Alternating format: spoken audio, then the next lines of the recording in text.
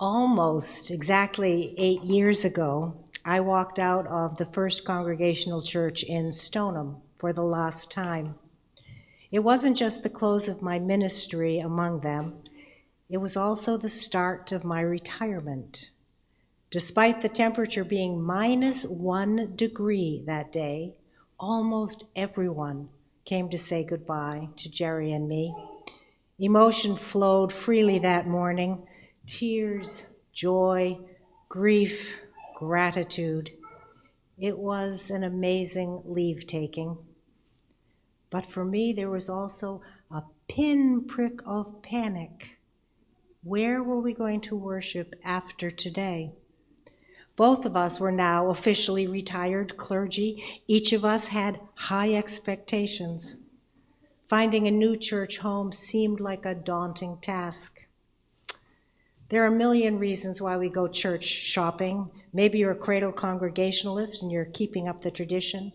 You want to raise your children in Sunday school. Maybe you're looking for a way to help the world be a better place. Maybe you just crave human fellowship on a regular basis. No reason is less or more valuable than another. My reason was pure and simple, God.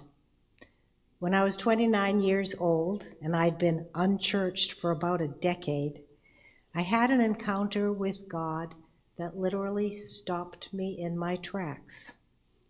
This encounter changed the trajectory of my life. It propelled me down an entirely unanticipated path away from teaching French, which I had loved, and toward ordained ministry, which was so foreign and mysterious back then that I might as well have been thrust into another galaxy. If you're familiar with the Catholic Church of the 50s and 60s, the one I grew up in, then you have some idea of what an enormous amount of galactic space I had to navigate, which, by the grace of God, I did. Now, suddenly, I was retiring. I looked forward to having more time to explore this most vital relationship with God and to find new ways to live Christ's teachings. So Jerry and I began making the rounds of some of the local churches. We'd visit for a few weeks, and afterwards we'd sit and analyze our experiences over lunch out somewhere. Each church had its good points, but not one of them resonated deeply with either of us.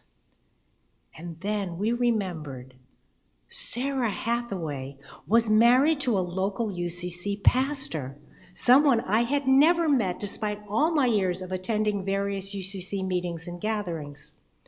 Sarah was the chaplain at Newbury Court, where Jerry lives, and she is one of his all-time favorite human beings. So maybe her husband was cool too? We knew the husband's church was in nearby Medford, at the North Street Church, as I'd always heard it called. It was only 3 miles from where I live, but I had never set eyes on it. Why not, we thought, why not check out the husband's church? On an early summer Sunday, we arrived at this beautiful building for the very first time. We found Sarah's husband closing up the church because in the summertime, they used to worship an hour earlier on Sunday mornings. We dutifully came back the next Sunday to find Larry Bergstresser in the pulpit, filling in for Tom, who we assumed was on vacation. They say the third time's the charm. So when we returned for a third visit, Tom, no longer just the husband, Tom was preaching. And Tom knocked our socks off. I have no memory of what he said, but as one of my favorite theologians puts it, I may not remember what I had for breakfast yesterday morning, but I do know that it nourished me.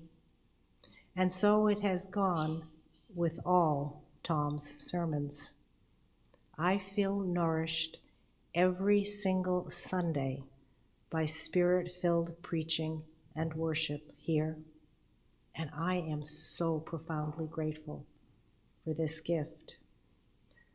But you know what? I've realized that there's something else that feeds me as well. Being planted in this big, funny, and slightly unruly family we call a congregation also contributes to my well-being, or maybe my craziness. We're a good family. We're the kind that'll set up extra tables in a heartbeat when new friends come to the door. Our doors are wide open, and so are our hearts. We are giddy and unruly in a nice way, as our unrehearsed Christmas pageant annually proves beyond the shadow of a doubt. Truly, how can something that's as playful and full of laughter, that requires repeated stage directions, where the spitting camel gets spittier every year, still feel so holy? Yet it is holy. I think, my friends, you and I get a taste of heaven in this place. Every Sunday, we learn new ways to live out what we hear, that love is the center of everything. In our before church catch-ups, our sharing a delicious loaf of sour bread at communion, in Tom's stretching our minds and our hearts with his preaching, and in our chatterbox coffee hours, the hope and joy that are in me are always rekindled. I feel recharged to go out and share what I gain from being with this family. How glad I am, truly, that each one of you is my sibling.